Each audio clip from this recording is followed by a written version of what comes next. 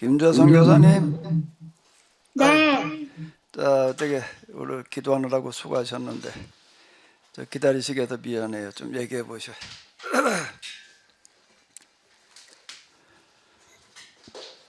목사님 말씀 들으면서 어, 바울이 했던 그 일들이 얼마나 큰 일이 있고, 그리고 그것이 그 이후 세대 지금까지 성경을 통해서 계속적으로 저희들에게 지침이 되고 있다는 사실이 너무 놀랍고요.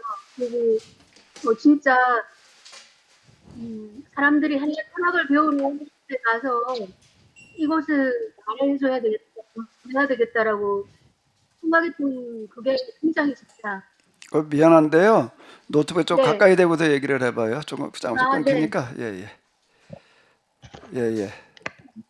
사도 바울이 어, 그 두란노 소원 헬라 철학을 가르치는 전파하는 곳에서 이 복음이 무엇인지에 대해서 그 사람들이 찾고 있는 로고스, 아르케가 뭔지를 복음이다라고 설명을 해야 되겠다고 생각했다는 그 발상 자체가 정말 너무나도 놀랍고 그 정도로 바울은 헬라 철학에도 능통하고 또 이 하나님의 말씀에도 능통하고 어떤 진짜 우리가 생각할 수 있는 어떤 경지에 이르러서 모든 것을 분별해서 그런 것들을 그렇게 말해줄 수 있지 않았나.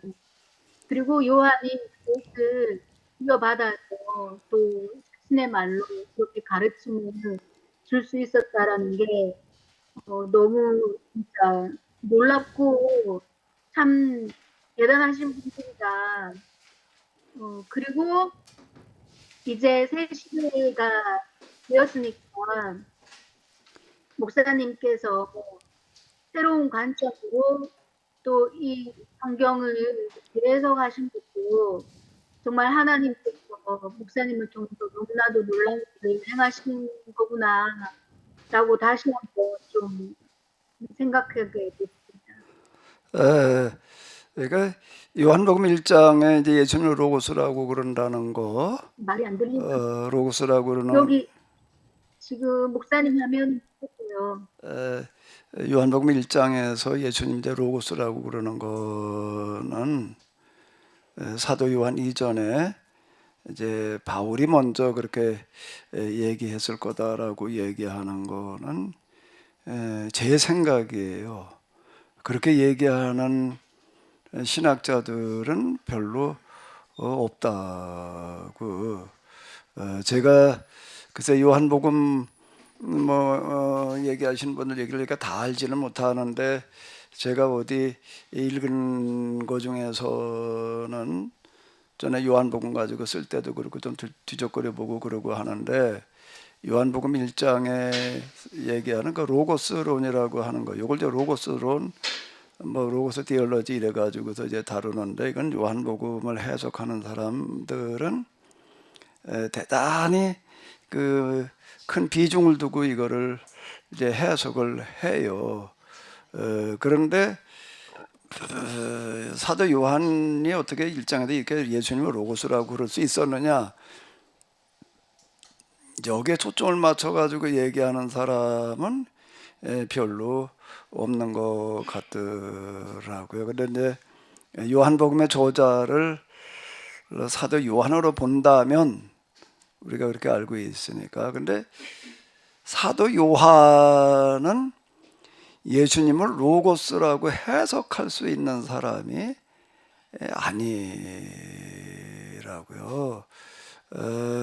제가 그 하나님을 경험하는 과정에도 영감 뭐 이런 것들을 내가 이제 좀 이렇게 경험을 해보는데 영감이라고 하는 게 뭔지 말로는 단어로는 이해가 돼. 영감과 계시라고 하는 거 코트를 열어졌게 보여주는 거다 말이야. 가려져 있던 걸 보여주는 거다 이렇게 이제 이해가 되니까 또 계시 영감 하나님의 감동 다 단어는 그런가 보다 하는데 구체적으로 뭘 얘기하는지를 이해하는 거는 굉장히 어렵다고요. 그냥 짐작해 볼 뿐이지. 근데 직접 경험을 해보니까 이 성령의 임재라고 하는 거, 우리가 성령 충만 그냥 말로는 성령 충만이라고 그러지만은 성령 충만이 어떤 상태인지를 이해하는 것도 굉장히 어렵다고요. 성령 충만한 게 뭐가 어떤 거예요? 우리가 부흥회 같은 거 하다가 그냥 뭐 막 좀 감정이 고양돼 가지고 이러면서 성령 충만한 건가 보다 그냥 이렇게 생각을 하는 거지. 성령 충만이라는 것도 뭔지 충만 뭐 물자그대로 충만이니까 성령으로 가득 찼다는 얘기니까 이제 근데 그게 뭐가 어떻다는 건지 구체적으로 어떤 건지 이해한다는 거가 굉장히 어려운 얘기예요. 나 성령 충만 당연히 아는 얘기라고 생각을 했는데 하나님을 경험하면서 보니까 이 성령 충만이 뭔지를 몰랐고 나도 성령에 내가 충만하다고 생각하고 성령 받았다 뭐 그냥 이렇게 생각을 했는데 이게 아니구나. 이게 성령 충만이라고 하는 거가 자 이제 어쨌든 그런 것도 그렇고 특히 영감이라는 것도 그렇고 이제 이해하기가 쉽지 않은데 제가 성령의 임재 하나님 경험이 공부하시게 하는 영, 진리의 영, 깨닫게 하시는 영이라고 하는 어떤 이런 건데요. 성령의 충만함을 받았다고 해가지고 그때부터 학문의 세계를 깨우쳐 나가는 거는 아닌 것 같아. 그때부터 이 학문의 세계를 깨우친다라고 하는 거는 학문적인 훈련, 지적인 훈련이 있어야지 되는 그런 거거든요.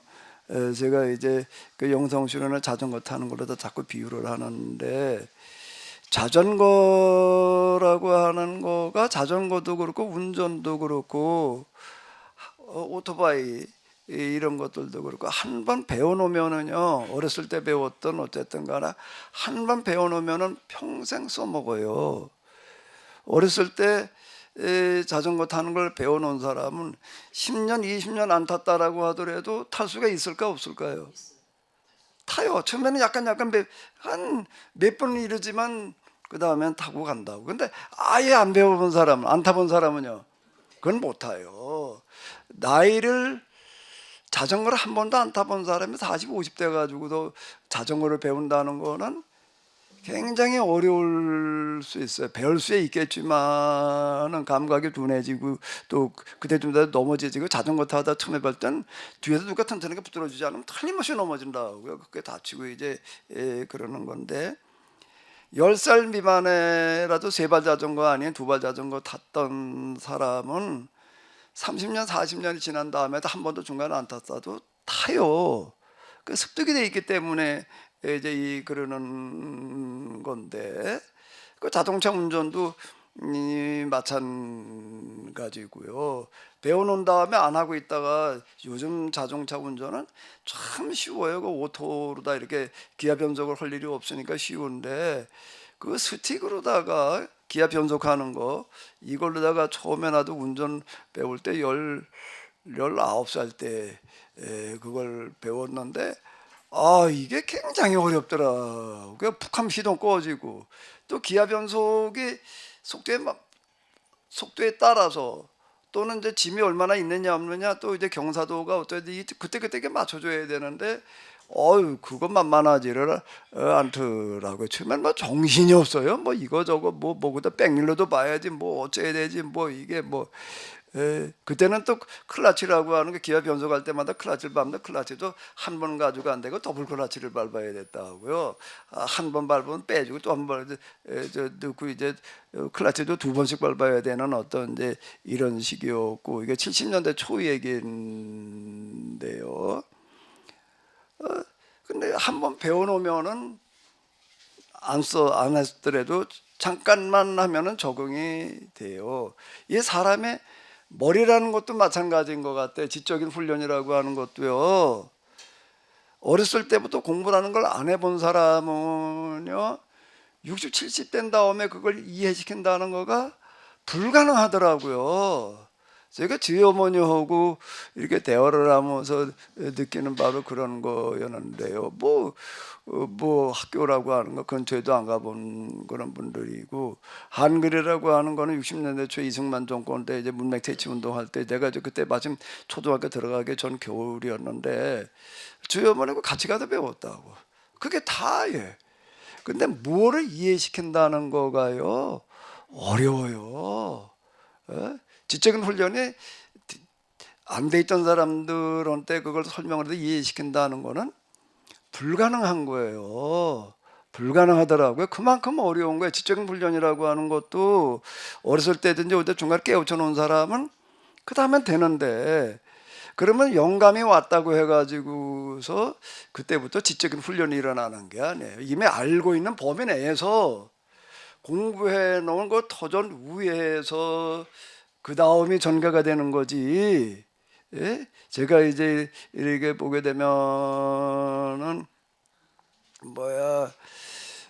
성령이 임하고 하나님 경험하고 그러고 난 다음에 정말 몇 년 동안을 한 10여 년을 영성과 그리고 지금 제가 합의의 길이라는 걸 쓰기 위해서 한 10년을 씨름을 했다 말이야. 공부하시게 하는 영이다 이렇게 얘기를 하는데, 그때부터 내가 지적인 훈련을 받는 게 아니라 내가 학교 다니면서 공부해 놨던 그 바탕 위에서 그 다음에 전개가 되는 거지, 다시 정리돼 나가는 어떤 이런 거지요. 제가 그 감신 다닐 때 2학년 때 편입을 해가지고서 몇 년 동안 쭉쭉 씨름했어요.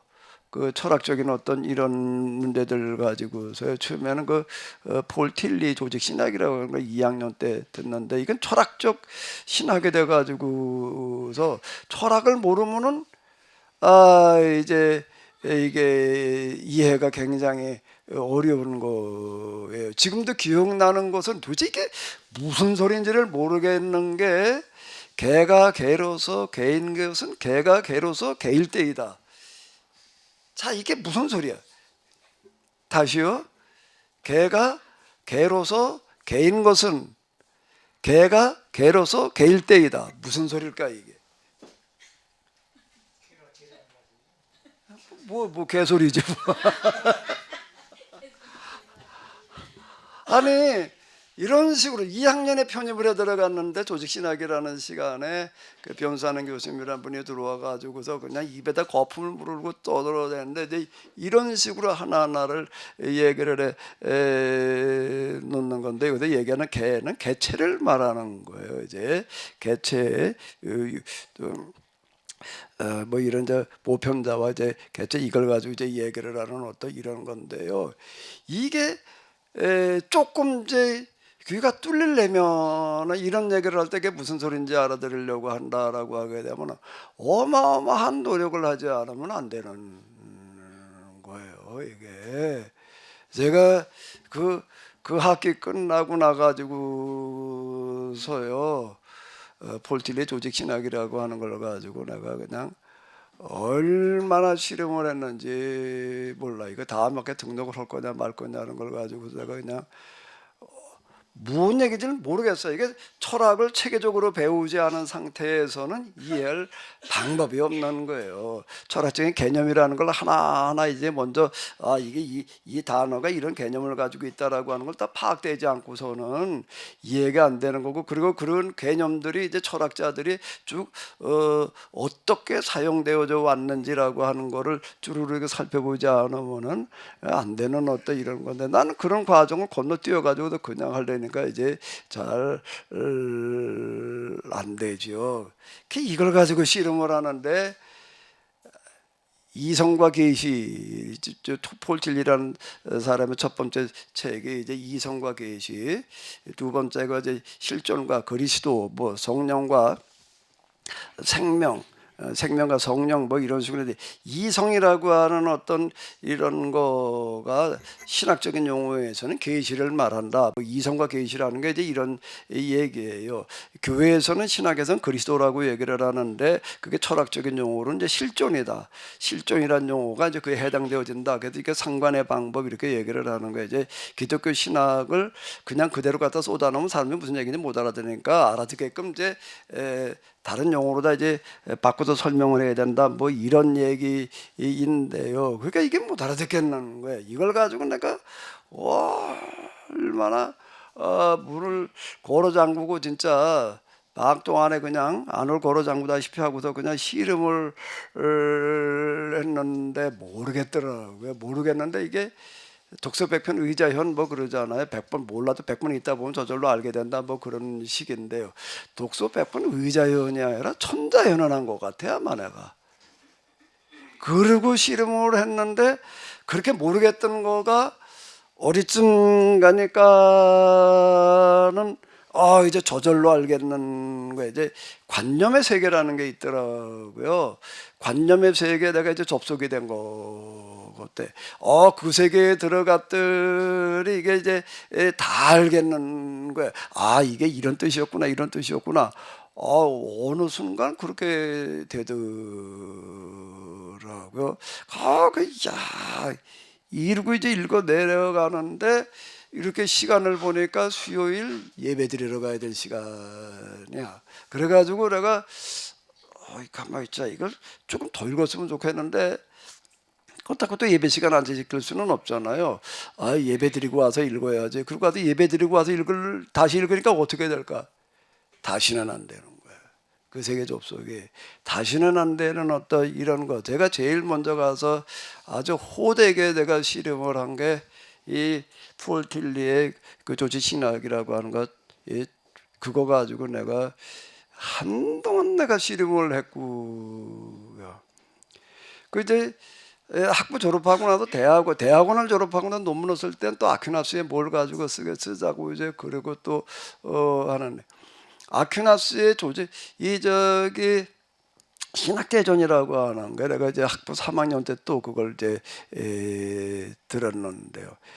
이거는 폴틸리의 조직 신학하고는 비교가 안 될 만큼 한 학기를 들었는데 문자 그대로 무슨 소리인지를 하나도 모르겠는 거예요. 하나도 모르겠는 거예요.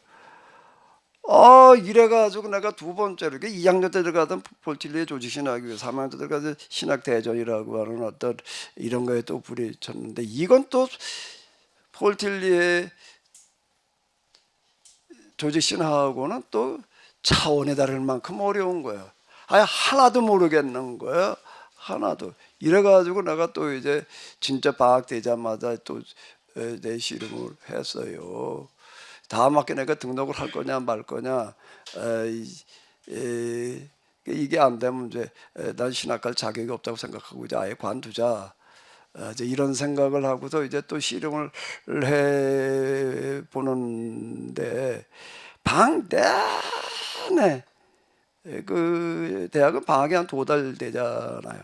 내내 진짜 그냥 뭐 교육 활동 전혀 안 했다는 건 아니고 이제 뭐 가서 이제 뭐 성경학과 어쩌고 저쩌고 하는 거 기본적인 거 그런 거 정도는 하고 나머지 이걸 가지고 이제 씨름을 하는데요. 그것도 진짜 죽도록 씨름하다가 보니까 이게 이제 아리스토텔레스의 형인상을 기반으로 한 어떤 이런 건데요. 겨우 되더라고요.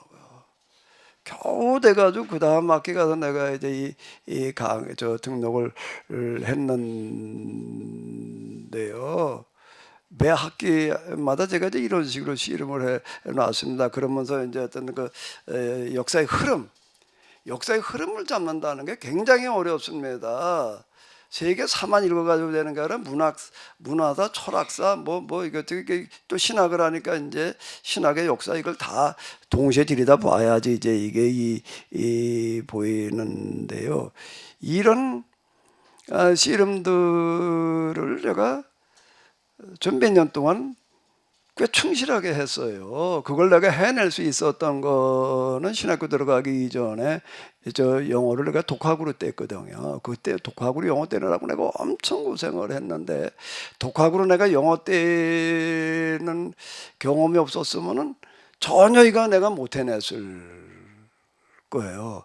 그래가지고 그걸 겨우 해가지고서 이제 여기까지 이렇게 왔는데 나중에 이제 하나님을 경험하고 난 다음에 공부하게 하신다라고 하는 건 내가 전혀 생각하지 않았던 부분을 이제 읽게 하신다는 그런 얘기지. 그동안에 공부해놨던 어떤 이런 거가 기초가 돼가지고 그게 된 거죠.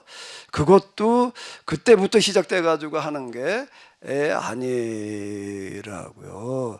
그러니까 예수님의 12제자가 있었지만은 12제자들은 예수님을 재해석할 수 있는 학문적인 바탕이 없는 사람들이에요. 그러니까 이제 예수님께서 사도 바울을 부르신 이유가 12제자만 가지고는 안 되니까 이게 그랬던 거고요. 요한이라고 하는 사람도 가버나움 출신의 어부예요. 갈릴리 바닷가 출신의 어부라고요. 겨우 헬라어를 뗐다라고 하더라도 우리가 지금 영어 한다는 수준이에요. 영어도 고급 영어 수준이 아니고 초보 영어. 초보 영어, 중학교 영어 문장 수준을 가지고 구사하는 수준이라고요. 이 요한은, 사도 요한은, 그 요한복음의 그 히브리 원문을 보게 되면은 문장이 정말 쉬워요. 그래도 이 헬라 문법, 기초 문법 떼고 나가지고도 원문 읽어 나갈 땐 다 요한복음으로 시작을 해요. 그게 쉬우니까요. 바울 서신으로 들어가게 되면요, 이 사람의 헬라어 수준은 헬라 사람들 수준이어가지고서요, 굉장히 난해해요. 이거는요. 이게 다르다고. 그러니까 이건 사도 요한에게서는 예수님을 이런 식으로 재해석할 수가 없는 거예요. 그러면요, 그건 계시로 되는 노릇이 아니에요. 그거는 계시라고 하는 거가 덮어놓고 그냥 뭐 그때부터 지적인 훈련을 시켜가지고 이렇게 돼가는 그런 게 아니다라고 하는 겁니다. 지적인 바탕이라고 하는 거 위에서 그 다음에 전개가 돼 나가는 거죠. 근데 1세대 교인들 가운데에서 초대 1세대 교인들 가운데에서 예수님을 학문적으로 또 신학적으로 재해석할 수 있는 학문적인 기반을 가진 사람은 바울 이외에는 없어요. 바울 이외에는 없어요. 다른 랍비들이 그 당시 유대교 랍비들만 가지고서도 안 되는 거예요. 사도 바울은 랍비이면서 동시에 그는 다소가 이제 고향이고 그러기 때문에 헬라 철학에 대해서도 일가견이 있던 사람인 거예요. 그러니까 로고스라는 게 뭔지 사람은 알아요. 그러니까 헬라 문화원에 가가지고 강의를 했다는 거는 두란노 서원이 뭐라고요? 거기에 뭐하러 오는 사람들이라고요? 헬라 철학을 배우러 오는 사람들이에요. 그럼 그 사람들한테 헬라 철학을 강의할 수준이 되니까 가서 오겠다고 그러는 거예요. 이게요.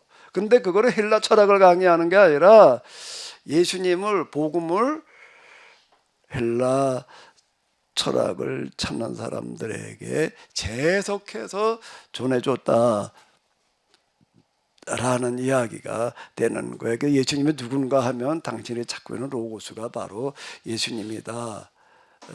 이렇게 해석을 했다라고 하는 겁니다. 이건 사도 바울이 아니고서는 할 수 없는 이야기이고, 근데 이렇게 하면 이것만 가지고서는 증거가 안 돼요. 빌립보서 2장이나 이런 데 보게 되면은 요한복음에다 얘기하는 것과 같은 맥락의 해석을 하고 있다고요. 골로새서에서도 그렇고 에베소서에서도 그렇고요. 골로새서, 에베소서라고는 에베소 교회에서 보낸 편지이고, 골로새서도 뭔가 하게 되면 소아시아에 있는 에베소 교회 지교회 중에 하나였던 거예요. 그런데 보게 되면 사도 바울의 그런 이제 그 사상이 다 거기 이제 이렇게 좀 드러나 있거든요. 그래서 이제 사도 바울이 그렇게 이제 이건 해석의 길을 열어놓은 거고, 그걸로 말미암아서 뭐가 가능하게 됐는가 하면 에베소라고 하는 도시 전체가 변화하는 역사가 일어나는 거예요. 아담의 신전이 쇠락하는 거예요. 아담의 신전은 소아시아에서뿐만 아니라 로마 세계에서 유명한 신전이에요. 거기 찾아오는 방문객들이 어마어마하게 많았어요. 그게 쇠락을 했다라고 이렇게 지금, 그래서 거기 폭동이 일어나잖아요. 이 바울 때문에 그냥 이 아담의 신전이 지금 문 닫게 생겼단 말이에요. 지금 이런 폭동이 일어났다는 것 자체가 이걸 얘기를 하는 거거든요. 그러니까 제가 얘기하려고 하는 어떤 그런 건 뭔가 하면 새로운 시대에는 새로운 시대를 이끌어갈 뭐가 있어야 된다고요? 사상이 있어야 되는 거예요. 그건 제 해석에서 나오는 거예요. 새로 만들어내서가 아니라 지금까지 내려온 걸 어떻게 하는 거예요? 다시 해석하는 거예요. 그게 가능하다라고 하는 거죠.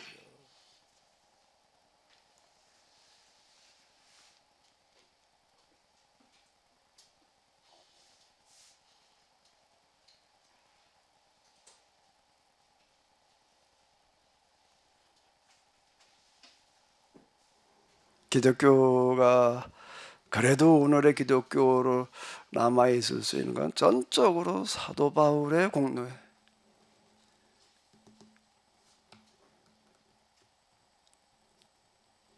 사도 바울을 이렇게 해석하는 사람도 별로 없고,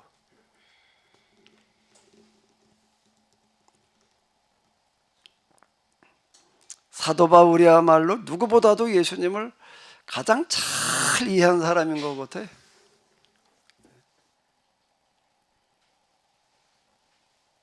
노동선교도 그렇고요. 지금 목사님께 지금 그 말씀하신 것처럼 그 사도 바울이 헬라 문화에 맞춰서 해석을 했다는 그런 해석들이 있었나요, 목사님? 없었. 별로 없는 거 같더라고요. 헬라 문화원, 두란노 소원이라는 게 헬라 문화원인데 그 헬라 철학을 배우러 오는 사람들인데 그 사람들한테 복음을 전하는 거예요, 사도 바울은. 아니 그 부분은 저는 들은 것 같아요. 전에도 두란노 소원에 대해서. 근데 이제 요한복음 같은 경우가 지금 목사님께서 해석하는 그게 바울 해석이었다고 네. 말하는 사람은 별로 없는 것 같아. 거의 없었던 것 같아요. 바울이 아니고선 그렇게 해석할 수 있는 사람이 없어요. 1세대 교인 가운데에서는요.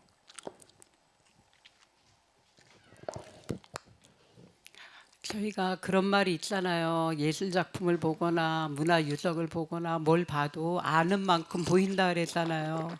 아는 만큼 깊이와 넓이와 그 모든 것이 보이는데 사도 바울도 역시 예수님을 얼마나 깊이 알고 깊이 예수님의 영성을 담고 그랬으니까 뭐 신약 성경에서 그 많은 또 책을 쓰기도 하고 기독교가 바울의 종교다 그런 걸 이제 목사님을 통해서 계속 들으면 들을수록 진짜 대단하구나 진짜 대단하구나 그 생각이 계속 더 많아지죠. 근데 이거 갈라디아서에 다른 복음 예전에 들었던 것 같은데 제가 까먹어서 여쭤보는 거예요. 우리가 전한 복음 이외에 다른 복음을 전하는 자에게는 저주가 있을지어다 할 때 그 다른 복음이 그 예루살렘 회의에서 결정된 그러니까 이방인들에게 세 가지 뭐 결정했다 그랬잖아요. 이방인들 목매어 죽인 건 먹지 말고 또 뭐는 어떻게 하지 말고 그거를 그거 외에는 뭐 괜찮다. 그 당시 이제 막 예루살렘에서 내려온 사람들이 각 교회 바울이 전한 교회들에게 다니면서 그 세례를 이방인도 세례를 받아야 된다. 뭐 기타 등등 막 그런 걸 얘기했잖아요. 그래서 그거를 말하는 건지 잊어버려 갖고. 일단 그건 조금 이따 하고 연결을 지어야 되니까는요. 이 바울에 대한 이 평가 부분인데 신학자들의 평가보다 일반 역사가들의 평가가 훨씬 더 정확한 것 같아요.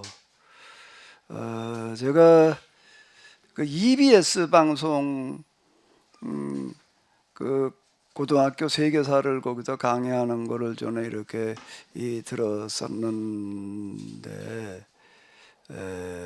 내가 대학원 아마 졸업할 때 오간이지 않았나 싶어요. EBS에서 고등학교 세계사를 강의를 하는데 마침 이제 기독교를 이제 얘기를 하는 어떤 이런 거가 있는데 그게 꽤 아니 자세하게 다루더라고요. 그 메시가 이렇게 쭉 다뤄가지고 내가 시간 될 때마다 이렇게 봤었는데 내가 그거를 구하려고 아무리 인터넷 뒤져도 없고 EBS 방송국에 전화를 해가지고 그 몇 년도 좀 방영한 건데 그 테이프 좀 구할 수 있냐 별 수소문을 해도 그건 뭐가 어떻게 됐다나 이래가지고 구할 수가 없다고 그래가지고 내가 대단히 아쉬운데요. EBS에서 강의한 세계사에서 다루는 기독교 편인데요. 거기서 사도 바울을 다뤄요. 사도 바울을 다루는데 그가 이제 다메다 도상으로 가다가 이제 회심하는 그 부분을 다루고 그러는데 거기 조그만 교회당을 하나 보여주더라고요. 그 요르단 어디였는데 조그만 교회당이에요. 그 바울 회심 기념교회라고 이제 이렇게 그 보여주는데 거기 회교권이에요. 근데 그 팻말에 뭐라고 쓰여져 있는가라고 하게 되면은 이렇게 쓰여져 있어요. 여기에서 세계 역사가 바뀌다. 여기에서 세계 역사가 바뀌다. 자, 일반 세계사를 다루는 사람은 뭐라고 얘기를 하는가 하면 사도 바울이 다메섹으로 이제 기독교인들을 잡으러 가다가 거기서 예수님 만나도 회심을 하잖아요. 그래가지고 그냥 뭐 예수님 믿게 됐다 어쨌다 그냥 이러고 넘어가는데 일반 역사가는 뭐라고 얘기를 하냐면 그 사건이 세계 역사가 뒤바뀐 사건이라고 얘기를 하는 거예요. 그래서 뭐라고 써놨다고? 여기에서 세계 역사가 바뀌다. 그러면서 이제 거기도 또 그 말을 쓰지는 않지만은 기독교라고 하는 건 이건 바울 때문에 가능했다라고 하는 걸 전제로 해가지고서 다루어요. 세계사를 다루는 사람들, 신학자들은 그렇게 보지를 않는데 오히려 그 일반 역사가들이 정확하게 본다고 제가 계속 얘기를 하는 게 그런 이야기인데요. 그래서 이게 이제 이 복음이 사도 바울에 의해서 어디까지 들어가냐면 이제 아테네까지 이제 전해지잖아요. 그래 아레오바고에 가가지고 전하는 그거를 이제 이 성경 해석하는 사람들은 굉장히 그거를 이제 폄하한다고요. 거기 가서 얘기했는데 뭐 별로 신통치 않아 가지고 뭐 어쩌고 저쩌고 이제 고린도로 가가지고서 그냥 이러고 넘어가는데 EBS에서 다루는 거에서는 사도 바울이 아테네 가가지고서 복음 전하는 그 장면을 이제 이렇게 소개를 하고 그러면서 어떻게 얘기를 하는가 하면 아테네 대학인지 그리스 대학인지 왔다 갔다 하는데 거기에 있는 제일 그 유명한 대학이더라고요. 아테네에 있는. 그런데 거기를 보여주는데 뭘 보여주는가 하면 들어가니까 딱 들어서면 그걸 뭐라고 그러지? 현관이 아니고 뭐 대학에 문 열고 들어가면 뭐예요? 정문 말고 본 건물 들어가면 그걸 뭐라고 그래? 거기가 굉장히 넓어요. 굉장히 넓은데 온 면에 벽화가 쫙 그려져 있는 거예요. 벽화가 쫙 그려져 있는데 탈레스에서부터 쭉 시작해가지고서 그 유명한 우리가 잘 아는 그런 철학자들 이렇게 다 그려져 있어요. 다 그려져 있는데 맨 마지막에 한 사람이 서 있는데 딱 서가지고 앞에 있는 철학자들 다 쳐다보면서 이렇게 손을 들고 세례를 주고 있는 거예요. 세례를 주고 있는 그런 이제 그림을 보여줘요. 그 사람이 누굴까요? 사도 바울로 그려놓은 거예요. 이게 세계사를 연구하는 사람들은 이렇게 말을 하는 거예요. 사도 바울이 여기 와가지고서 이 헬라 철학, 그리스 철학, 헬라 철학, 여기 세례를 줬다. 자, 이렇게 이제 그걸 해석을 해 놓고 있거든요. 그 사람들이 사도 바울을 제일 정확하게 이해를 하는 것 같아요. 신학자는 뭐 이방인 선교한 사람 뭐 그저 이 정도로다가 그저 믿음으로 구원받는다고 그랬다. 그냥 이거밖에는 얘기할 줄을 모르는 것 같아요. 이 사람으로 말미암아 세계 역사가 뒤바뀌었다는 거예요. 헬라 철학을 세례를 줬단 말이야. 자, 이렇게 이제 얘기를 하거든요. 그건 역사의 평가예요. 역사가들, 세계사가들의 이런 평가다라고 하는 거요. 근데 우리가 너무 요거를 좁게 보는 것 같아요. 내가 지금 성서인문학에서도 계속 얘기를 하는데 헤브라이즘이라는 단어가 얼마나 그게 인류 역사 속에서 대단한 단어인데 그 단어를 우리는 안 쓴다고. 헬레니즘이라는 말도 별로 안 쓰고 그냥 그저 뭐 바리새인 그러면 무슨 회칠한 무덤 뭐 어떤 사람들이라고 해도 표막이나 일수고 이제 무슨 일을 한 사람들인지를 전혀 모르고 얘기를 하는 어떤 이제 이런 걸 우리가 이렇게 볼 수가 있는데요. 그리고 목사님께 지금 말씀하신 그 헬라 철학의 그 철학자들한테 세례를 주었다 사도 바울이 이걸 다시 정리하자면은 헤브라이즘이 헬라 철학 헬레니즘 문화를 세례를 줬다 이렇게도 해석을 할 수 있겠네요. 다른 각도에서 보면 그런 거죠. 그 헬라 철학이라고 하는 거는 철학 문화고 그러니까 이 헤브라이즘은 종교 문화이거든요. 철학 위에 종교가 있는 거예요. 종교 속에는 철학이 포함되지만은 철학 속에 종교가 포함되어지는 게 아니라고요. 그게 이제 신약 중간기의 유대인들 바리새인들로 말미암아서 이제 그게 가능해진 어떤 이제 이런 건데 우리는 그 시기에 어떤 일들이 일어났는지를 잘 모른다고. 헬라 문화와 부딪혀 가지고서 어떻게 그거를 극복해냈는지 이 과정을 별로 관심이 없는 것 같아요. 그런 거에 대해서 관심 가지면 당연히 공부를 하려고 그럴 텐데 그런 거는 그냥 별로 관심이 없고 그냥 구약의 율법서나 예언서에서 예수님에 대한 예언, 십자가에서 죽으셔가지고 구원하신다라고 이렇게 예언도 있던 게 와서 성취되었다는 게 여기다만 초점을 맞춰 놓는 것 같더라고요. 그 과정에 있었던 그런 중요한 얘기들, 그 어떤 사건 하나하나가 가지고 있는 역사적인 의미를 놓쳐요, 이거를. 근데 역사의 흐름을 모르니까 그러는 거 같아요, 그 부분이. 그게 좀 이제 우리가 아쉬운 부분이고, 내가 이제 계속 얘기하는 것처럼 성경을 해석한다라고 하는 것과 그 역사를 말하는 거는 뗄 수 없는 관계예요. 그걸 떼 가지고 말을 하게 되면은 그 순간에 그 의미를 살릴 수가 없어요. 그리고 바른 방향으로 갈 수가 없어요.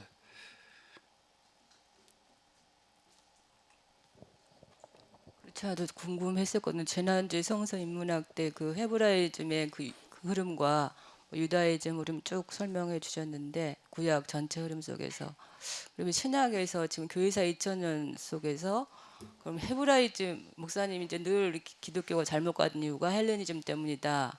그 헬레니즘 중에서 이원론 때문에 그런 거다 그러는데 그럼 헤브라이즘 흐름은 2000년 속에서 어떻게 좀 대충 말씀을 할 수 있는 건가요? 잠깐 마지막 말을 다시 해봐요.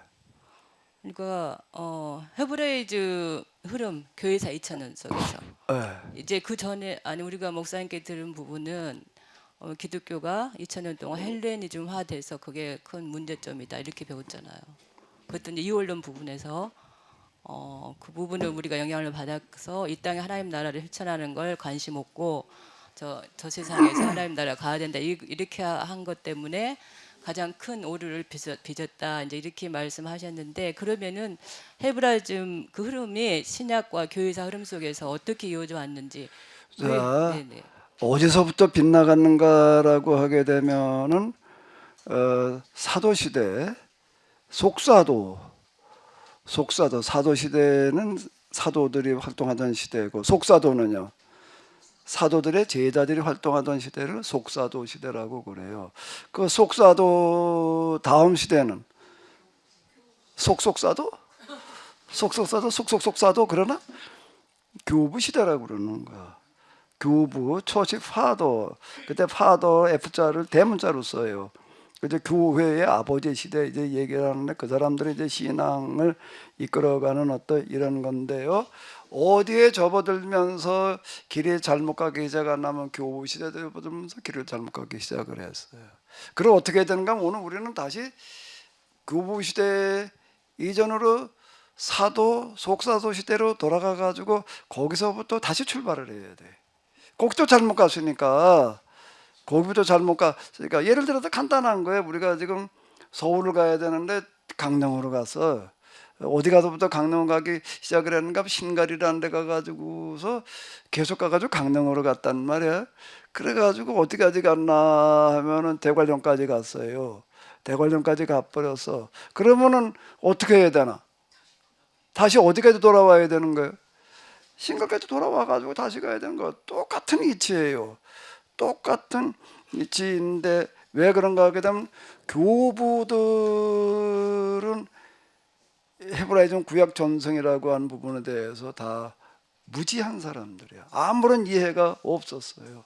그러다가 보니까 회심의 체험이라는 것만 가지고 이제 전개해 나가다 보니까 이제 이 구속사 신앙 일반도로 다 이제 흘러가 버리고 말았는데 거기부터 다시 가야 돼 지금. 그러면 헤브라이즘 그 흐름은 그때 이후로 끊겼다고 봐야 되는 건가요? 그때 이후로 끊겼다. 그 끊겼다는 거를 어디까지를 보는 걸 끊겼다고 봐야 되는 건지가 그건 이제 애매한 말이에요. 그렇게 얘기를 하게 되면은 끊겼다라고 하는 거를 그 끊겼다는 개념을 어떻게 볼 거냐에 따라서 다르게 이제 보는데 구약 성경을 가지고 계속 말을 하기는 해요. 그리고 이제 현대 르네상스 이후 근대 현대 접어들면서 현대 신학이라고 하는 데에서는 또 어마어마한 신학적인 작업들을 하고 그러는데 그 중요한 거는 이렇게 흘러간다라고 하는 거, 역사 흐름을 본다는 거는 무슨 흐름을 보는 거? 흘러오긴 흘러왔지 뭐 안 왔나? 흘러간 게 끊겼다는 얘기가 아니라 핵심이 어떻게 흘러왔느냐는 걸 봐야 되는 거예요. 그걸 이제 그 아르케 근본이라고 얘기를 하는데 핵심이라는 거가 어떻게 흘러보다가 어디로 잘못 갔는가 이제 이 부분을 봐야지 되는 건데 그냥 흘러왔다는 거가 사도시대, 속사도, 교부시대 그래가지고 중세 이렇게 흘러왔다고 보는 거예요. 흘러왔는데 그게 똑바로 간 거냐라고 하는 거에 대해서는 딴 얘기. 그렇게 흘러왔는데 그게 잘못 흘러갔다는 거예요. 잘못 흘러갔다는 거야. 그 어디서 잘못 갔느냐라고 할 때에 교부시대 접어들면서 잘못 갔다. 그러니까 거기서부터 바로 잡아 나가야 된다. 이제 이렇게 얘기를 해야지 되는 건데 이제 그거는 지금 얘기한 거를 어디까지를 봐서 얘기를 하느냐라고에 따라서 이제 다르게 보이겠죠. 핵심이라고 하는 부분에서는 놓치는 거예요. 지금 루터 종교개혁이라고 하더라도 그리고 그 위에 현대신학 어마어마한 노력들을 했는데도 불구하고 핵심이라고 하는 거는 지금 이어지지 못하고 있다는 거예요. 내가 볼 때 그렇게 보이는 거예요. 그리고 여기까지 온 거예요.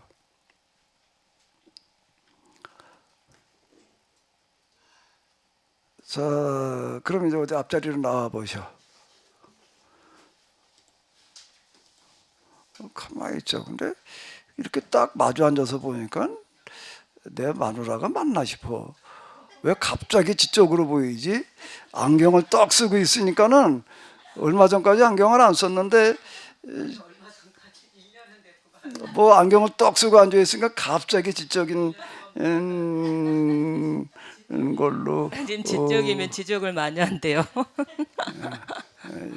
자, 금방 이제 뭐라고 그랬는가라고 하게 되면 다른 복음이라는 게 뭐냐라고 이렇게 얘기를 했는데 예수님의 제자들도 그렇고 1세대 교인들은 어떻게 생각을 했나라고 하게 되면은 유대교적인 사고에서 벗어나지를 못하는 거예요. 이 사람들은 태어나기를 유대교의 분위기에서 태어나가지고서 이렇게 자랐단 말이에요. 교육을 얼마나 받았느냐 뭐 이걸 떠나서 그 분위기 속에서 있다가 보니까 유대교라는 울타리 속에서 생각을 하는 거예요. 근데 사도 바울은 디아스포라 유대인이야. 팔레스틴 유대인이 아니라 팔레스틴 유대인이라는 건 팔레스틴 본토에서 태어난 사람이고 디아스포라 유대인이라고 하는 것은 해외에서 태어난 사람들인 거예요. 그 이제 바나바도 그렇고 바나바는 구브로 출신이고 사도 바울은 다소 출신이라고요. 그 사람들은 외국에서 태어나 가지고서 거기서 자란 사람들이야. 거기서 자랄 때 물론 부모들이 이제 히브리인들이다 보니까 유대인들이다 보니까 유대교적인 분위기도 살았지만은 토양은 헬라 문화권인 거예요. 그러니까 자연스럽게 이 사람들은 헬라 문화에 익숙해지는 사람들이야.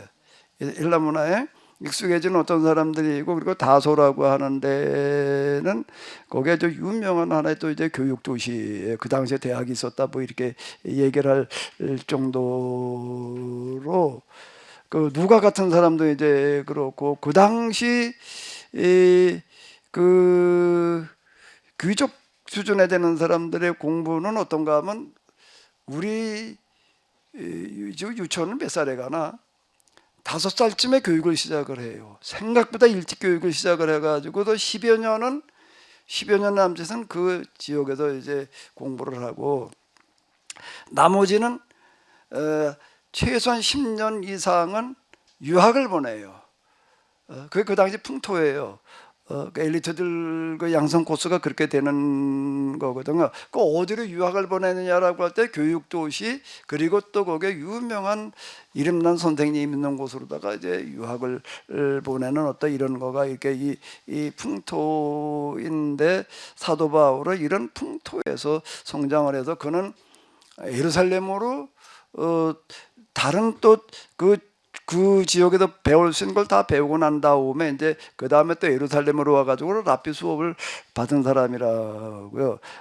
가말리엘 문화에서. 그럼 이제 그 당시 유대인들은 유대교 울타 예수님의 제자들 구는 거의 다 팔레스틴 유대인이야.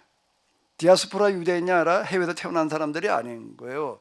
자, 이러다가 보니까 이제 유대교의 울타리를 넘어서기가 어려운 건데, 이들은 예수님을 믿으려면은 어떻게 해야 된다라고 얘기를 하는가 하면 먼저 유대교로 개종을 해라. 예수님의 제자들을 비롯한 1세대 교인들이 그렇게 말을 하는 거예요. 이방인들이 예수님을 믿으려면은 유대인들은 그냥 그대로 믿으면 되는 거야. 자기도 하던 대로. 근데 이방인들이 예수님을 믿으려면은 먼저 뭘 해라? 유대교로 개종을 해라. 유대교로 개종을 해서 유대인들이 지키는 율법을 지키면서 예수님을 믿어라. 이렇게 얘기를 하는 거예요. 그럼 이제 사도 바울도 어쨌든 이제 그 다메섹 도상에서 이제 이게 그런 다음에 이렇게 이제 제자들한테 그렇게 배운 거예요. 근데 이제 사도 바울은 이걸 가지고 이제 십몇 년 씨름을 하고 그러면서 여기서 이제 뭘 뜯어고쳐 놓는가라고 한다면은 유대인이라면 그대로 믿어라. 유대교 율법도 지키면서 예수님 믿어라. 이렇게 얘기를 하는데, 이방인들이 예수를 믿기 위해서는 유대교로 개종할 필요가 없다는 거예요. 유대교로 개종하려면 뭐부터 해야 되나? 할례부터 받아야 되는 거예요. 할례라는 의식이 유대교로 개종하는 의식이에요. 이제 거기다 세례 의식이라는 것도 이제 있고, 그런데 일단 할례가 중요한 거야. 할례를 받아야 되고, 받고 말하면 뭐가 돼야 되고, 유대교로 개종을 해야지 되고, 그 다음에 또 뭘 해야 된다는 거예요. 유대인들이 지키는 유대교 율법을, 안식일법을 비롯한 이걸 다 지켜라. 그리고 예수님 믿어라. 이렇게 얘기를 하는 거예요. 근데 사도 바울은 이거를 뭐라고 얘기를 하나 하면, 유대인들은 몰라도 이방인들한테 유대교로 개종하라고 그럴 필요가 없다. 유대교로 개종하라고 그럴 필요가 없고, 유대교 율법을 다 지키라고 그럴 필요가 없다. 자, 이렇게 해석을 하는 거예요. 왜 그렇게 해석을 하지요? 왜 그렇게 해석을 하나? 사도 바울이 이렇게 해석할 근거가 뭐예요?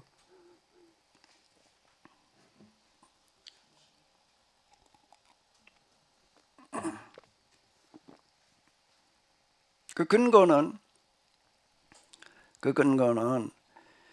율법이라고 하는 거가 이스라엘 유대인들에게만 주어진 게 아니라는 거예요. 율법에 대한 해석 문제야. 유대인들은 율법이라는 걸 어떻게만 해석을 하는가 하면 이스라엘 사람들이 출애굽해가지고 시내산에서 하나님께 맺은 그 계약만은 율법이라고 그러는 거예요. 계약법 그거의 율법이다.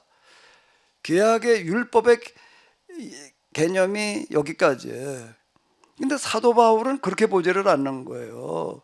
이게 이제 학문적인 훈련이 있느냐 없느냐의 차이가 여기에요. 여기다 분기점이 되는 건데 고도의 학문적인 훈련을 받지 않으면은 율법이라고 하는 거를 그 이상으로 생각하기가 어려운 거예요. 율법이 뭐야? 이스라엘 사람들이 애굽에서 400년 종살이 하다가 나와가 지내다 모세 중재에도 빼든 거 그게 율법에도 그때 받은 게 시키니까 율법이지. 이렇게 해석하는 거 이상으로 넘어가지를 못해요. 그럼 여기에도 이제 고도의 학문적인 훈련이 필요하다라는 얘기는, 그럼 여기도 이제 사도 바울은 율법을 어떻게 물을까? 그러면 이스라엘 사람들이 시내산에서 믿었다는 율법이라고 하는 게 도대체 뭐냐 하는 걸 묻고 들어가는 거예요. 그때 받은 거 뭐야? 그 십계명 어쩌고 저쩌고 뭐 이게 율법이지. 율법의 개념이 뭐냐는 거예요. 그 율법의 개념이 도대체 뭐냐라고 얘기할 때 그건 사람이 살아가야 될 도리인 거예요. 유대인들만 계약 맺은 이스라엘 사람만 그렇게 살아가야 될 것이 아니라 모든 인간이 그렇게 살아가야 된다라고 하는 거예요. 그거를 단지 유대인들의 대표성을 가지고 받았을 뿐이지, 성문율법으로 받았을 뿐이지. 그런데 본래 하나님께서 인간에게 주셨던, 인간이 살아가야 될 법을 주셨다고요. 그거를 뭐라 그러는가 하면 사도 바울은 뭐라 그러는 거예요? 양심이라는 거예요. 그 이방인들 속에 사람이면 누구에게나 다 들어있는 양심이라고 하는 것과 유대 이스라엘 사람들이 시내산에서 계약을 맺으면 받은 율법이라고 하는 거는 같은 거라고 보는 거예요. 이거를. 그러니까 이게 이해지평선이야 이제 여기가. 근데 거기까지 생각해내기가 그게 무슨 소리야? 그게 유대인, 우리 이스라엘 그 후에 우리만 율법을 받은 거지. 다 그렇게 이해를 하는데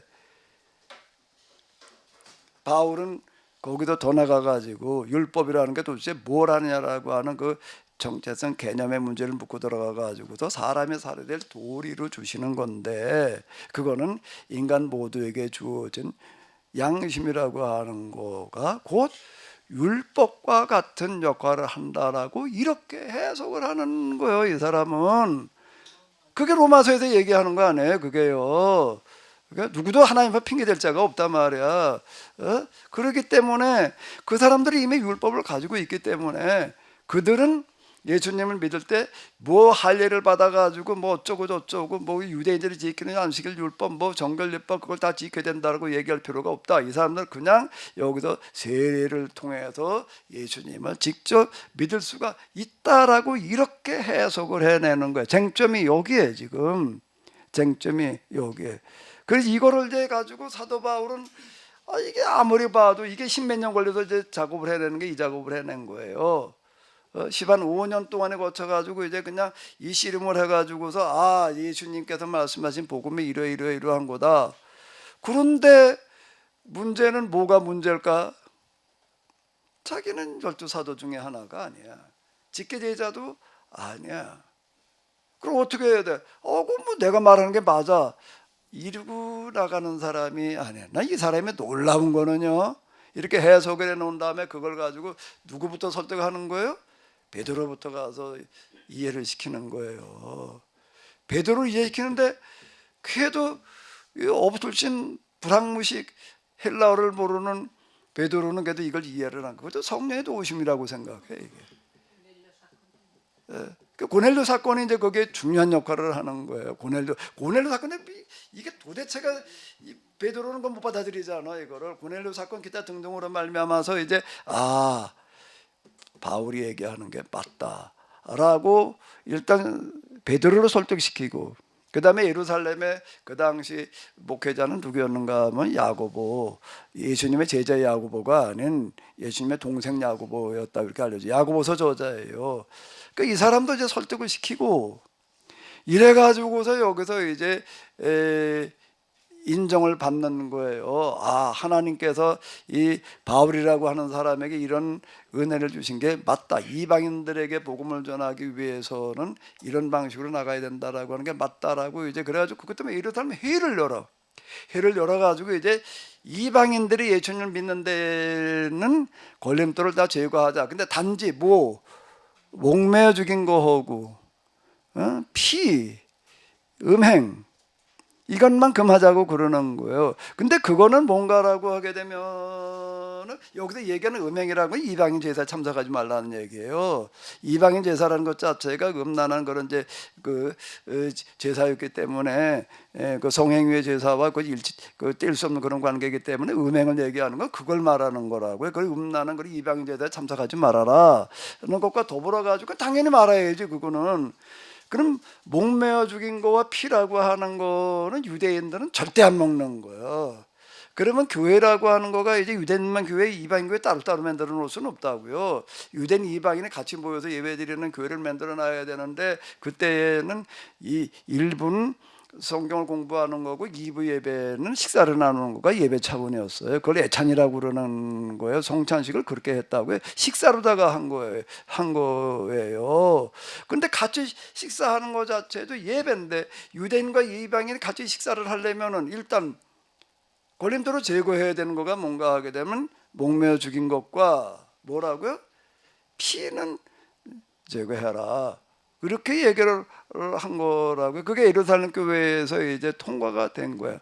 그런데도 불구하고 여기에 또 따르지 않는 사람들이 있는 거야. 뭔 소리야? 우리 소리가 맞아.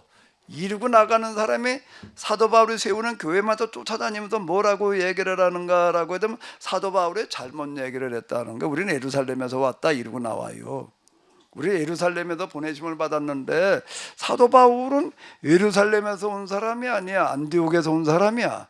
그리고 이 사도 바울은 12제자 중에 하나도 아니었고 그 사람 말한 거 가지고는 안 된다. 이제 이런 식으로 나가는 거예요. 그래가지고 이제 당신이 예수님 믿으려면 또 뭘 해라? 할례 받아라, 뭐 받아라, 뭐 어쩌고 저쩌고 이렇게 말을 하는 거예요. 이제 이런 문제 앞에서 사도 바울은 보는 게 달라. 뭐가 다를까? 뭘 보는 거죠? 사도 바울이 이런 문제 앞에서 기독교의 사활이 여기에 걸렸다고 보는 거예요. 그게 요게 다른 거예요. 이게 학문적인 통찰력이라는 게 이 부분은 단순하게 이방인들이 유대교 율법을 지켜야 되느냐 안 지켜야 되느냐의 문제가 아니라 그게 아니라 뭐라고요? 기독교의 죽느냐 사느냐라는 문제가 여기에 걸려있다. 사활이 걸리는 문제라고 봐서 뭐라고 얘기를 하는 거지요? 우리가 전한 복음 외에 다른 복음을 전하는 자는 저주가 있을지어다. 내가 다시 말하노니 하늘에 무엇까지라도 천사라고 하더라도 저주가 있을지어다. 이렇게 아주 선을 명확하게 긋고 들어가는 거예요. 이 사람 참 놀라운 데가 있는데 참 이렇게까지 말을 한다? 참 놀라운 얘기야. 야, 어떻게 이렇게 말을 할 수가 있었을까?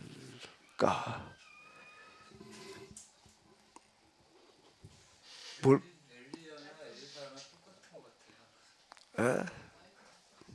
마이크 짚고 얘기를 하래요.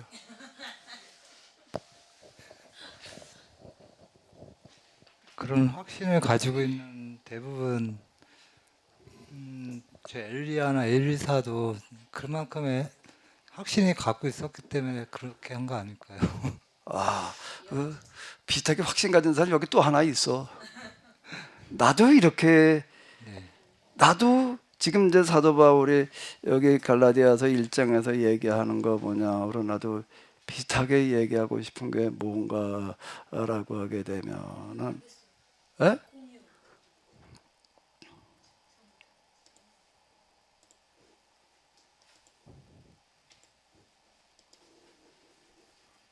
내가 이제 세미나 한 20몇 년 이렇게 쭉 해왔는데요.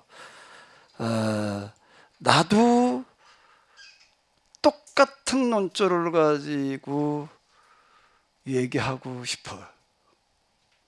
뭐라고? 지금 내가 그동안 해석해 온 것처럼 해석하지 않는 자는 그 그다음 말 안 할게.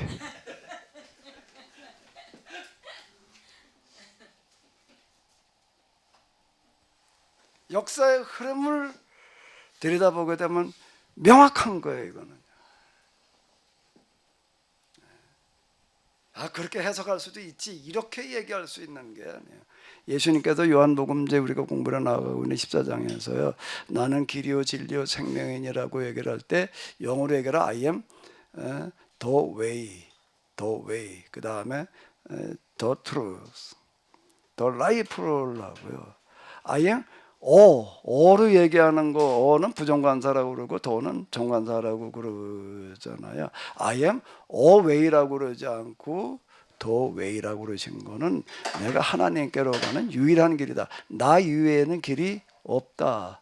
라고 이렇게 얘기를 하시는 게, 그걸 나는 길이요 진리요 생명이니라고 번역하면 안 돼. 나는 유일한 길이요 유일한 진리 이렇게 얘기를 해야 되는데 그냥 길이요 진리요 생명이니 이래 놨는데요. 똑같이 성경을 해석하는 데에도 이렇게도 해석이 되고 저렇게도 해석되는 게 아니에요. 한 해석만 있는 거예요. 한 해석만 있는 거예요. 다윗에 대해서 해석을 할 때에 한 해석만 있는 것이지, 두 해석을 가지고 성경에 이렇게 다양한 걸 얘기하고 있다라고 이렇게 넘어갈 얘기가 아니에요. 하나님께로 가는 길이 다양한 길이 있나? 그건 다원주의적인 사고를 가진 사람들은 그렇게 말을 하는 거예요. 다원주의에서는 그게 얘기를 하는데, 정말로 하나님을 경험하고 그런다고 그렇게 보죠. 하나님이 한 분이신 것처럼, 하나님의 유일하신 한 분이신 것처럼 하나님과 성경에 대한 해석도 하나의 해석이 있는 거예요.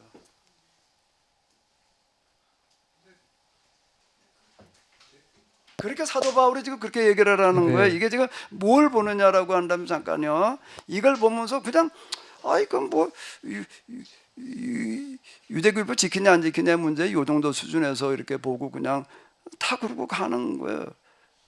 이게 베드로를 비롯한 사도는 몰라요. 이게 무슨 얼마나 중요한 문제인지를 모르는 거예요. 이게 어떤 문제인지. 근데 사도 바울은 그렇게 보는 게 아닌 거예요. 왜 내가 전한 복음에 다른 복음을 전한 자는 저주가 있을지어다 말해. 다시 말하면 하늘에 천사라도 저주가 있을지어다라고 얘기를 하는가라고 하게 되면은 뭐 때문에? 지금 이 부분은 기독교의 사활이 걸린 문제라고 보는 거예요. 근데 그 시대에 어느 누구도 이게 교회 사활이 걸리는 문제라고 본 사람이 없어. 바울 이외에는.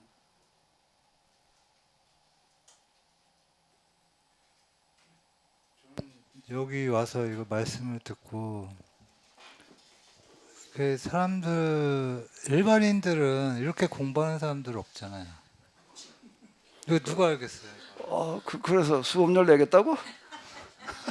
그게 아니라 이 말씀 수업료는 내긴 내고 뭐 아깝진 않지만 근데 그게 중요한 게 아니라, 저는 저희 어머니 때부터 저희 아버님 때도 그렇지만 공부를 한다고 해서 깨우쳐지는 것도 아니고, 자기가 여태 생활해온 거에 묻혀가지고 살았기 때문에 그게 진리라고 생각을 하고 계시잖아요. 다른 분들도 그 생각을 어떻게 바꿀 수 있느냐는 거죠. 제가 데리고 가서 너 일로 와서 이거 들어 이렇게 할 수도 없는 거고.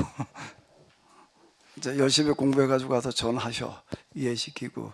근데 목사님, 저 헬라니즘 뭐 헤브라이즘이든 이런 거는 저는 고등학교 때 어렴풋이 들은 거라 이거 들으면은 이게 열심히 그때 뭐 열심히 듣지 않는 사람 이상은 그거에 대해서 이해를 하는 사람이 몇이나 될까요? 저는 근데 그거는 여기 우리 이제 이신재 권사님도 듣고 계시니까 네. 이게 처음 이렇게 생각해내는 거는 어렵지만은 네. 설명해 주는 거를 이해하고 소화하는 거 정도는 그렇게 어려운 게 아니야. 이춘재 권사님도 하시는데 마우스로 생전 집어도 안 보던 분이 맨저도 안 봤대. 그때 내가 가서 설치를 해드리는데, 그런데 팀즈라는 걸 가르쳐 드렸더니 그 다음 주부터 다 하셔. 베드로도 저 같은 사람이었나요? 저보다 더 했나요? 그러니까 이 똑같은 문제를 가지고 그 문제가 어떤 문제냐라고 보는 거는 다 제각기인데 이 사도 바울 같은 경우는 또 올라온 거는 이 문제 앞에서 기독교 사화를 보는 거예요.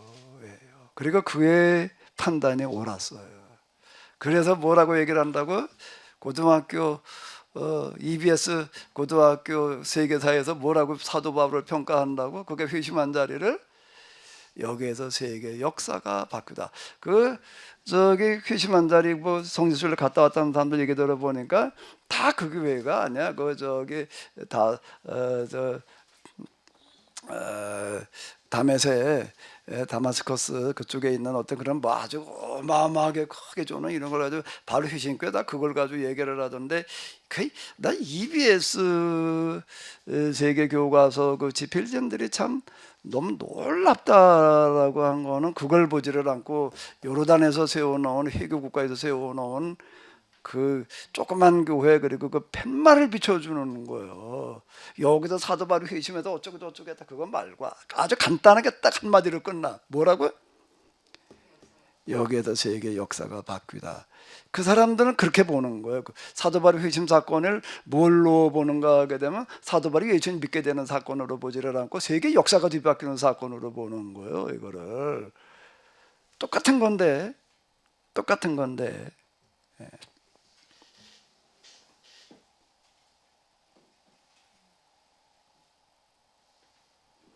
뭔 얘기를 하려고 마이크를 들었다 놨다 해. 예. 마이크인 줄 알고 들었다 놨다 한 거 아니야? 마이크인지 아답한지 구분을 못하고 들었다 놨다 하는 것 같아. 뭔 얘기 하고 싶어서 그러죠. 처음에 둔대교회 와서 목사님 PPT에 그 구약 구약 신약의 흐름 두 길 그거 보라색 연두색 그 이번 주에 한 성서 인문학을 초반에 봤었는데 이런 거를 가르치다니 여기 대단한 곳이다. 그러나 내 건 아니다. 어떤 배경 지식으로 좀 대충 알면 되는 거구나 이렇게 생각을 들었는데 이번 성서 인문학 또 그 내용이 그때가 떠오르더라고요. 그때 봤던 거하고 이렇게 겹쳐지면서 그때는 그냥 그런가 보다 이렇게 들었는데 이거를 모르고서 어떻게 성경을 말할 수 있는가. 지금은 이제 많이 달라진 저를 발견하게 되어서 못했는데 그거보다도 이걸 모르고 성경을 말한다. 이거 말이 안 되는구나. 그래서 제가 이거 애들부터 가르쳐야 된다. 이 흐름부터 전체를 먼저 가르쳐야만이 이 부분을 말할 수 있다. 이렇게 됐거든요. 특히 이제 저 개인의 문제에 막 초점을 맞췄던 눈에서 이제 설교 들으면서 자꾸 세상 그리고 역사 특히 역사 세계 역사 막 목사님 세계 역사란 단어를 굉장히 많이 말씀하셔서 그 초반에는 완전 괴리감이 느꼈거든요. 왜 내 문제는 얘기하나 난 내 문제인데 했는데 점점 그 괴리감 때문에 내가 어떻게 여기서 은혜를 받고 뭐 신앙생활 할 수 있을까 했는데 관심이 좀 커지는 것 같더라고요. 역사로. 지금은 역사를 아주 아무렇지 않게 말을 하더라고요. 그래서 제가 지난 성서인문학 그거 하면서 나 진짜 뿌듯하다. 유식해진 것 같다. 많이 뭔가 이렇게 채워진 것 같다. 넓어진 것 같다. 혼자 막 뿌듯했어요. 거기 고백이 다 제 고백이에요. 유식해진 것 같다. 그렇게 말했는데 오늘 사도 바울이 그렇게 이 복음이 아니면 저주를 받을지어다. 사실 목사님 은퇴 앞두고 있는데 이 복음이 이 말씀이 진짜다. 이거 제대로 된 말씀이지. 이렇게 생각이 드는데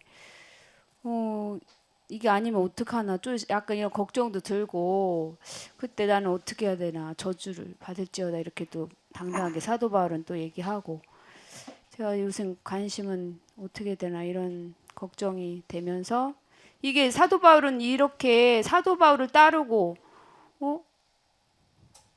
이어진 거잖아. 이렇게 일반적 에베소 교회진 뭐든 두 해 반인가 두 해를 가르쳤는데 이게 어마어마한 일들이 일어나서 사도 바울을 전적으로 따르고 이 복음을 전하는 자들이 이어지는데 지금 어떤가 목사님 이런 거에 대해서 이제 걱정이 없는 그건 건지. 이제 하나님께서 하실 부분에 이제 우리가 할 일이 있고 하나님께서 하실 부분이 있는데요.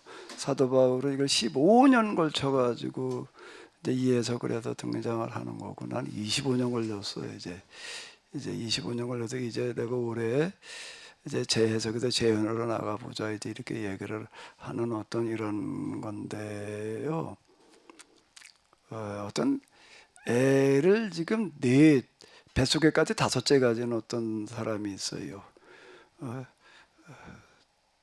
그런데 그 양반은 아주 고전을 하더라고.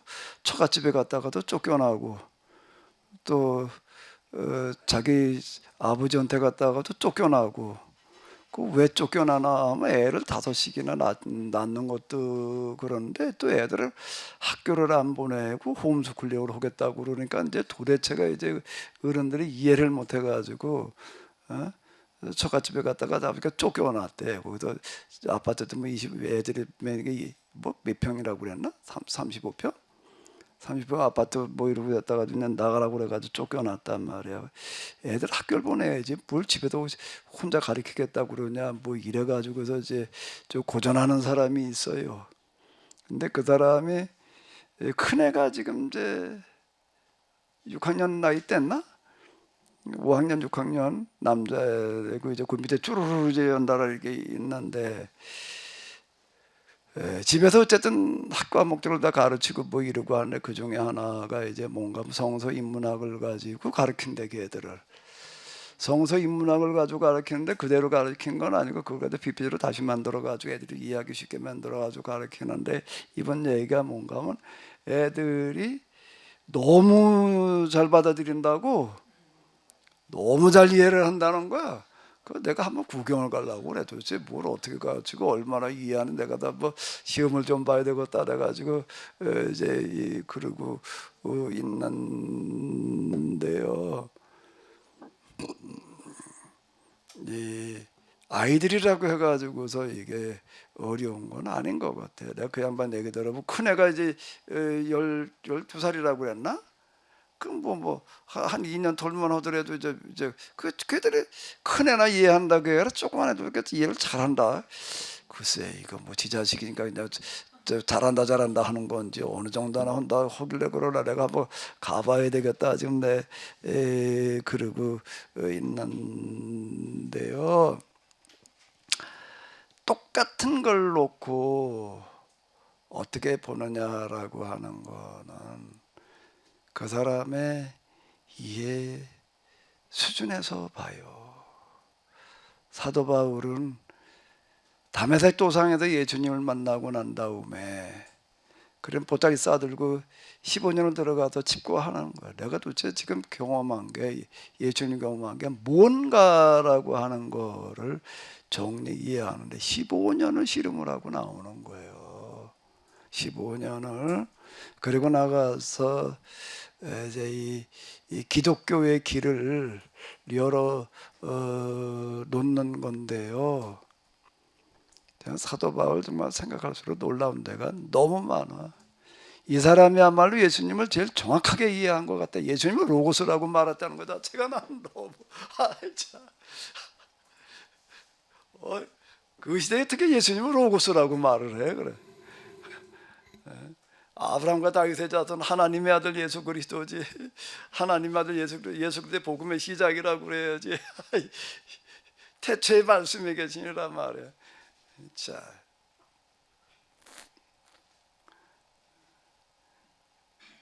태초에 로고스가 있었단 말이야. 근데 로고스가 곧 예수님이다. 예수님과 하나님이다. 참 이런 해석이 나오는 거야. 거기에다 에베소가 뒤바뀌는 거죠.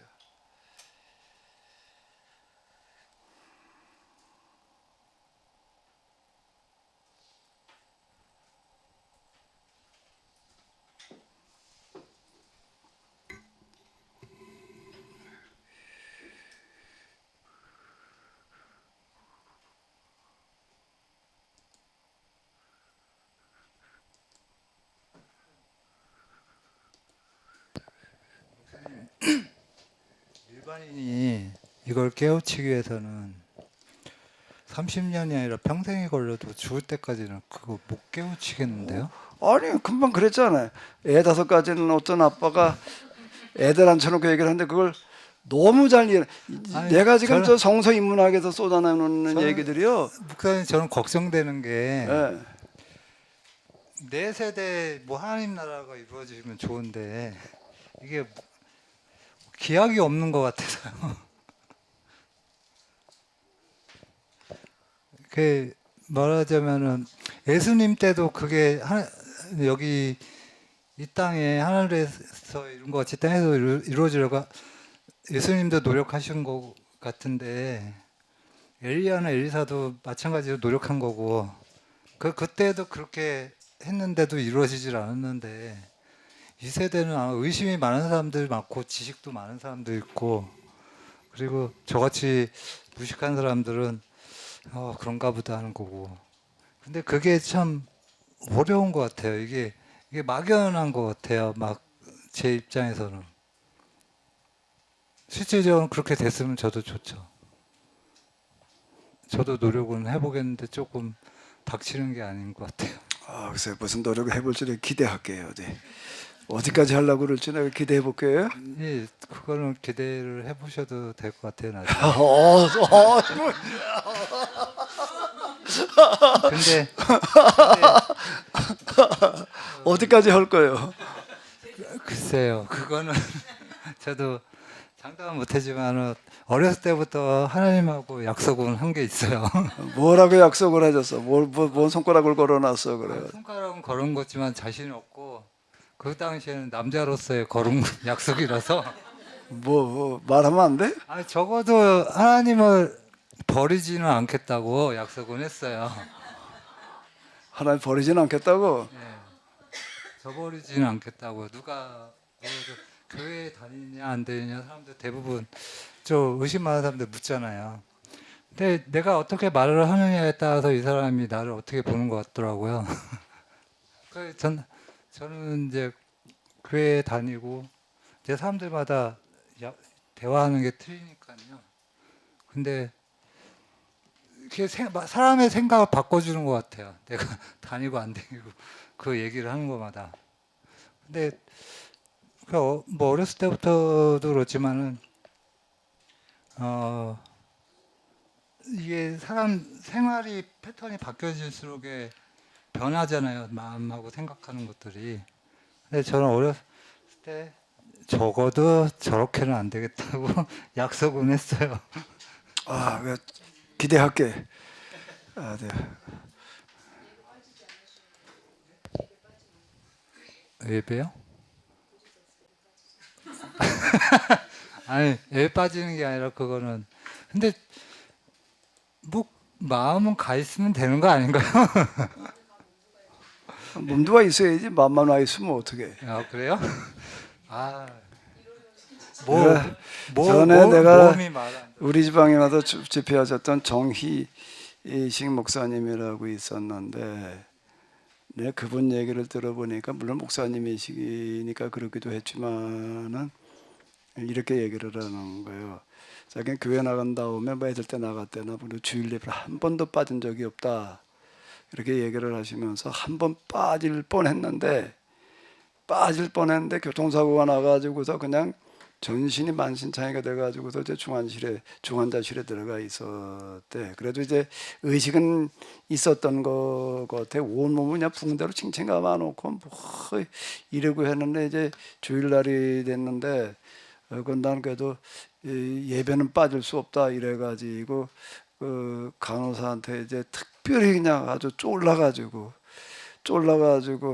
휠체어에 앉혀달라고 이래가지고 그걸 예배를 드리러 갔다. 그게 병원에서 이제 그건 뭐 몸 잔뜩 매달려 있잖아요. 뭐 꽂아놓고 뭐 어쩌고 저쩌고 하는데 그 죽을 수도 있다 이렇게 얘기를 하더래. 죽을 수도 있는데 그런데 죽어도 괜찮다고 내가 전혀 뭐라고 그러지 않을 테니까 걱정하지 마라. 그러고 뭐 이제 그 몸을 해가지고서도 이제 뭐 교회를 갔다 왔다 이래가지고 한 번도 오긴 적이 없다 이제 이게 이렇게 얘기를 하던데 그 어디까지 우리가 이제 봐야 되느냐는 것도 뭐 중요하기는 하겠지만은요 최소한 내가 우리 애들한테도 이제 늘 하는 그런 얘기인데 두 가지는 지켜라 내가 그래. 근데 이게 잘 안 지키고 있는데 두 가지는 지켜야지 그래도 내가 너희들을 위해서 뭐죠 기도를 하지 말이야. 기도를 막히게 하지는 말아라. 두 가지는 지켜야지 내가 그래도 하나님한테 뭐라고 좀 기도를 하지 않게 할 거 아니냐. 첫 번째가 뭐였을까요? 예배 참석이다. 교인이라고 하면 주일날 예배를 안 드린다라고 하는 거, 예배 빠진다라고 하는 거는 그건 교인이라고 그럴 수가 없다. 이거는 꼭 지켜라. 그것도 시간 지켜서 예배 시간 늦게 오거나 그러지 말고 이게 이기는 목에 잘 안 돼. 이게 이제 두 번째 또 하나 뭘까요? 11조다 말이야. 11조라고 하는 것까지는 하고 있어. 이 두 가지는 하고 있어라. 최소한 그래도 어디 가서 교인이라고 그러려고 한다면 나머지 뭐 지켜야 될 것들은 많이 있지만은 최소한 주일 예배하고 11조라고 하는 거가 11조 하면 복 받는다 이런 개념이 아니잖아요. 세상 모든 사람들이 다 그래도 굶주리지 않고 살기를 바라는 간절한 마음의 표현이 11조라고 11조의 원래 의미가 11조 하면 쌀 것이 복을 주리라 말이니까 11조 복 받는다 이래가지고 드리게 되면은 그거는 이제 잘못된 기복신앙의 한 표본일 뿐이고 최소한 나도 지금 뭐 물론 여러 가지 힘들지만은 그래도 나보다 더 힘든 사람들 세상에 얼마나 많아요. 그 사람들 다 그래도 좀 굶주리지 않고 살기를 바라는 간절한 마음의 표현이 11조다. 내가 두 가지는 하라고 얘기를 하거든요. 일단 두 가지는 해. 예? 신기원 집사님 무슨 약속을 했는지 모르겠는데 네, 노력하겠습니다. 그거는 하고서 그 다음을 얘기를 해야 네. 되는 거예요. 그걸 하면서 아주 진짜 어떻게 할 상황이 아니라면 몰라도 주일 지키는 거에는 최우선권을 두는 거예요. 일단 그리고 11조하고 이 두 가지는 지켜야지. 그래도 어디 가서 뭐라고 내가 예를 들어 뭐 기도를 할 때에도 하나님께도 위에도 지켜주시고 뭐 어쩌고 저쩌고 이렇게 내가 말을 할 거 아니야. 이것도 안 하고 있는데 뭐 어쩌고 저쩌고 뭘 얘기해. 내가 내 기도를 막지를 말아 내가 이제 애들한테 그렇게 말을 하는데 저는 지켜달라는 말씀은 못 드리고요. 저를 그러니까 일반인들이 저한테 묻는 게 무슨 기도하냐요. 네. 감사 기도한다 그랬죠. 저는. 어쨌든 두 가지는 잘 지켜봐요. 그리고서 그 다음을 얘기를 해. 네? 알겠습니다.